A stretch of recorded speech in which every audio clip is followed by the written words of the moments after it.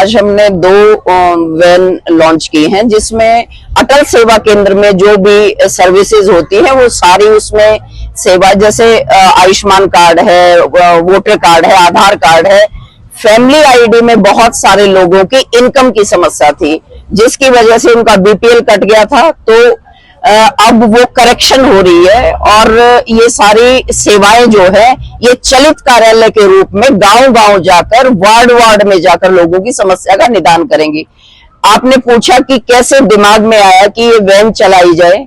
ये voter card और आधार card, Ayushman card, क्योंकि मैं एक पार्षद भी हूं, मेरे पास समस्याएं ये पहले भी आती थी, लेकिन अब महिला यात्रा, सम्मान यात्रा जो हम 8-9 दिन से कर रहे हैं, उसके दौरान कुछ महिलाएं मुझे ऐसी मिली, 1-2 महिलाएं ऐसी थी जिनके सिर्फ बेटी है, और लाडली योजना जिसमें हर वर्ष बेटी को 5,000 रुपए उसके नाम से जमा किए जाते हैं, वो ऐसी योजना है जिसमें बच्चा जब युवा हो जाता है तो उसको बहुत लाभ मिलता है।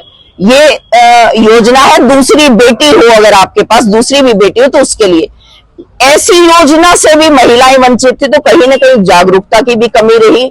तो मेरा मानना यह था कि जो लोग चक्कर लगा के थक गए हैं गांव में, उनको उनके घर तक जाकर ये सेवाएं दी जाएं, और ये समस्या अगर निदान होगा तो कहीं न कहीं इसका भारतीय जनता पार्टी की कार्यकर्ता होने के नाते मेरा फर्ज भी था, मेरा दायित्व भी था, और इस बार मेरी टिकट की भी दावेदारी है।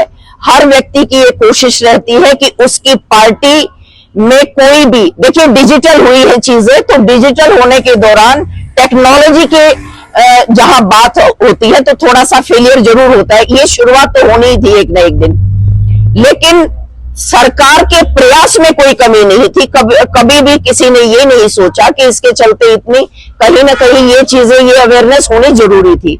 ये अब हो जाएगी तो सदा के लिए इस डिजिटलाइजेशन का जब इतिहास में इसको याद किया जाएगा तो माननीय मनोहर लाल खट्टर जी को याद किया जाएगा, एक विकास पुरुष के और एक सक्सेस के रूप में। मैं इस बार तीसरी बार निर्विरोध पार्षद हूं, और मैंने अपने वार्ड में एक एग्जाम्पल सेट किया था, उसको एक आदर्श वार्ड बनाने के लिए, जिसमें बहुत सारी चीजें आती हैं। खास तौर पे पर्यावरण, मेरा निजी तौर पर मैं बहुत पैशनेट हूं, और इंडस्ट्रियल एरिया है बहादुरगढ़, यहाँ पे बहुत ज्यादा इसको हरा भरा बनाने की जरूरत है। दूसरी जो एक सबसे बड़ी ज्वलंत यहाँ की समस्या है वो है निकासी की। जब पानी आता है तो वो पानी निकलता नहीं है, उसकी निकासी के लिए प्रॉपर बहुत सारी खामियां रही है, क्योंकि टांडा एडी में सीवेज ट्रीटमेंट प्लांट भी है, वहां तक पानी जाता नहीं, क्योंकि वो ऊंचाई पे है, इसका बहाव टीकरी की तरफ होना चाहिए बहुत। तो बहाव की समस्या सबसे ज्यादा है बहादुरगढ़ में, सब जगह। यहाँ निकासी हो, यहाँ पे सर्विस सेक्टर आए, डेवलप्ड सिटीज के, तो एनसीआर में हमारा बहादुरगढ़ पड़ता है, तो ये डेवलप्ड सिटीज की तर्ज पर इसका विकास हो, ये खामियां दूर हो। लेकिन मैं ये बात विशेष रूप से कहना चाहूंगी, ये खामियां वो व्यक्ति दूर करेगा जो बहुत संजीदा हो इन चीजों के लिए। मुझे बहुत पीड़ा होती है जब छोटे छोटे बच्चे पानी में से निकल के जाते हैं और बहुत सारी दुर्घटनाएं होती है, तो मेरी संजीदगी, मैं अपने बहादुरगढ़ शहर के प्रति इतनी समर्पित हूं, बहुत ज्यादा प्यार है, और इस बहादुरगढ़ विधानसभा का बिल्कुल इसका सकारात्मक बदलाव करने का विजन है मेरा।